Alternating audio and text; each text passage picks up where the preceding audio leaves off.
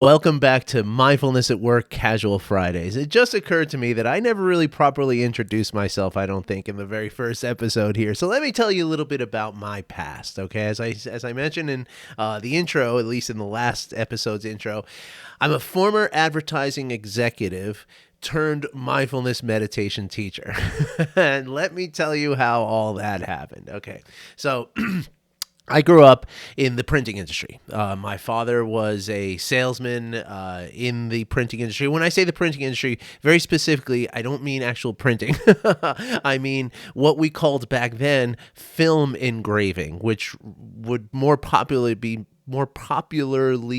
known as pre-press or preparation, in in the UK, over in Europe they call it repro, right, where it's the reproduction of materials. Okay, so what we did was we took the images and the concept and the layout of the advertising, right, so the advertising agency would hire a photographer, create the image, they would put that into a layout, they would have their type set on an actual board. Back then it was way before Quark or anything like that.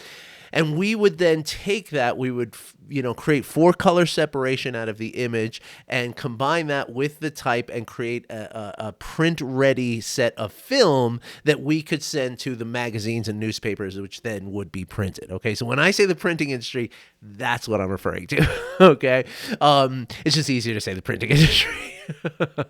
But then I soon after spending about 10 years in that pre-press world, I made the transition into the agency world, right? Where, now when I say the agency world, I'm talking about New York City advertising, Madison Avenue advertising, right? So if you think Mad Men, like 1990s edition, 1990s/2000s edition, that's what we're talking about.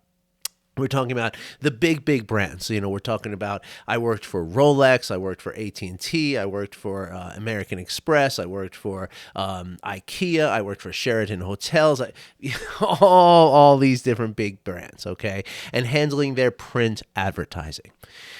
At one point, at Deutsch Advertising, which was the last agency I worked for, my title was director of, I can't even remember exactly what they called it, but basically my responsibility was to sign off on every single image that was to be used for any client in print from that agency. So literally, and if you didn't have my initials in my silver Sharpie, it was released, it would be heads to roll, right? So that's the kind of, quality and sort of, in the sort of big management picture that I was, okay? I was actually hired at Deutsch by the creative director of the entire agency, which is exceedingly rare for a print producer to be hired by such a person in such a position. And it was because of my ability not only to tirelessly adhere to the details and the quality, and I'm talking about like till 4 a.m. on press and, oh no, it's not right, we're not going to let it go, that kind of stuff. But also to be able to manage that, that sort of stressfulness that would come from that, right? All the different stressors that happened, with deadlines and with, quality and managing the different people in the process, managing the budgets, managing all of the stuff, right? At least back then, I thought I was able to handle all that stress, right? But it turns out I wasn't. And even though I was functioning, I was paid a lot of money back then. I had the crazy expense account. I had like an American Express Gold card, just toss it down on any bar in the world, literally in the world. I used to have to, when I worked for Rolex, I used to have to fly back and forth from Europe, first class all the way, staying in the nicest hotels. At one point, I had to fly back and forth from New York to Lyon, France, approve something, a test print that we were doing, and then fly back in the same day. I literally had the same flight attendant in business class, and she was like, "Weren't you on the flight like 10 hours ago?" And here I am. So I thought that I could handle all that, right? And it was just because I wasn't really stopping to check to see if I could handle it, right? But it turns out that the stress was killing me, slowly but surely killing me. It was, at that point, I was very much an alcoholic, which again was not uncommon for that business at that time. If you've ever watched Mad Men, you know that, like, those guys always had a glass of scotch in their hands, right? Well, that hasn't changed very much in the last 50 years since that show. Since the setting of that show, or 60, 70 years, whatever it is. And it was just like kind of got caught up in the life, it was like always going out to dinners and always, living this, sort of fast paced lifestyle and just taking no prisoners and just, work hard, play hard and all that stuff. Right. And again, I thought I had it under control. I thought, hey, this is just what it is. This feeling in my chest that I always have, it's just the way it is, I was exceedingly overweight at some points. I was, at one point, this was after I got out of advertising, before I got into mindfulness, because in between, I thought it would be a good idea to open a little cafe. I thought that would be a less stressful way to live. And that was like going from the frying pan into the fire. But the point is that throughout all of this process, right, I never understood how much the stress was hurting me. I never understood how much it was, the toll it was taking on me. Yes, it's easy to say like, oh boy, you put on some weight, or oh boy, man, you're hungover every single day, or, and other recreational drugs that were going on and stuff like that. But it was so easy to sort of justify it, right? It was easy to say, yeah, well, this is just part of the life. It is what it is. I'm a very important person in this organization, and I gotta, make my money. I gotta be successful. I gotta be the top of the hill kind of guy, right? And there's nothing wrong with feeling that way, right? I think that ambition is very, in a certain way, there's something very positive and beautiful about that level of ambition, okay? But the thing is that I did not take the time or did not, bring my awareness to the potential damage that was happening. And I say all the time I tell people now that if I knew how to manage my stress the way I do now, back then, I would still be in that business, and I would be happy in that business. I would be healthy in that business, be making a lot of money in that business. Right? And then I could say the same thing for the little bagel shop that I opened. I say a cafe. It was a little bagel shop. But when I say bagel shop, I don't want you to think about like a huge, big sandwich boards and, refrigerator all along one, wall of the place, and like, kind of have, grocery store, have bagel place, cafe kind of thing. Nothing like that. We were this little tiny, hole in the wall place. And we had a line out the door almost every single day, right?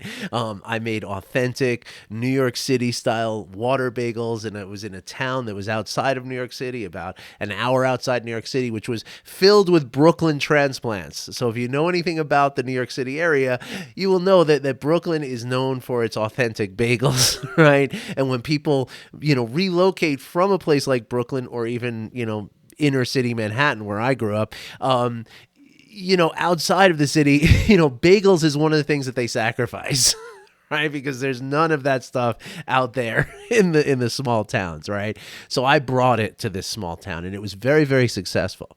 And again, that success was the kind of thing where it just felt like, everything had to go into that success. And I don't care what suffers. Right? The success is the prime and exclusively important, variable in the equation. And I almost killed myself. I literally did. I tell people all the time also that if I hadn't discovered the practices of mindfulness when I did, I probably would have been that guy who had a heart attack at 49 years old. That's the guy. That's the guy I was. I was 100 pounds heavier than what you see right now. I was, again, alcoholic. If you look up the picture in the dictionary, alcoholic, there'd be a picture of me right next to it. Right. I was smoking cigarettes all the time. I was getting all kinds of recreational drugs and stuff. And I was on my way to killing myself. I had enormously high blood pressure. I couldn't sleep. I was, like for 30 years of my life, I didn't sleep. Like I slept like 4 or 5 hours a night, not because I was, that's all I needed. That's all I allowed myself. Right. Now, again, the success was important, and I don't argue that success was important, right? I'm not saying that was wrong, okay?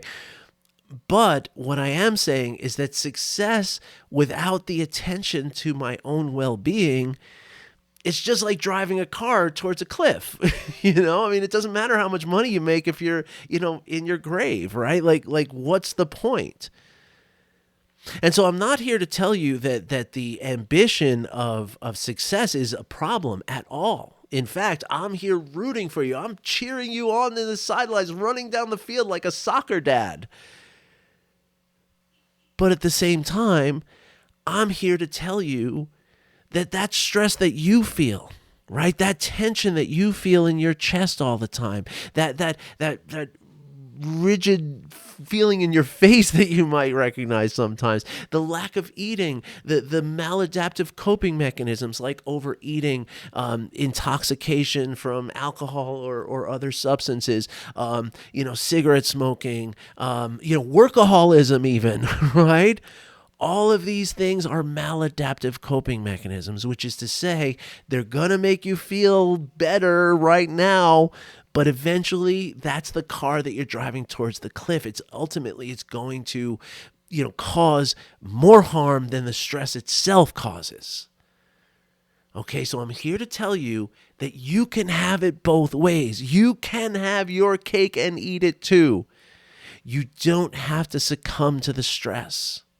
The stressors are never going away, right? As I say, you're always going to be faced with difficulties at work. You're always going to be faced with difficulties in your relationship. You're always going to be faced with health concerns, with money concerns, with all kinds. That's what life is.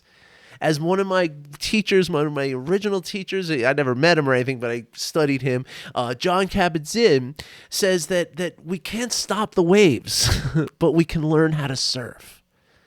And that's the missing ingredient that I was missing for so long, is the ability to manage those stressors in a way that did not allow the stress in my body to cause the damage that it was causing. Okay? Because those are two separate things, right? Stressors are the blown schedule, are the people who don't show up when they're supposed to, are the people, or the projects that go sideways on us, right? Those are the stressors. The stress is the transaction between us and that stressor, right? So the stress is what happens when we don't believe like we have the internal resources to handle this stressor. And that is something we have control over. Again, you can't control people not showing up. You can't control, schedules being, blasted out of the sky. You can't control, the way that projects sometimes go south. That's not, we don't have full control over everything. And that's one of the things that you learn as you practice mindfulness, is that you don't control as much as you think you control. In fact, the only thing you can control is the way you respond to what is happening. And so the idea then is to focus and to build skills around that ability to respond. One of the greatest quotes that I ever have heard in my life comes from a psychologist named Viktor Frankl, who is actually a Holocaust survivor. As a child, he was in a Holocaust camp in Auschwitz. He has this quote that says, between our experience and our response, there's a space. And in that space lies our power to choose our response.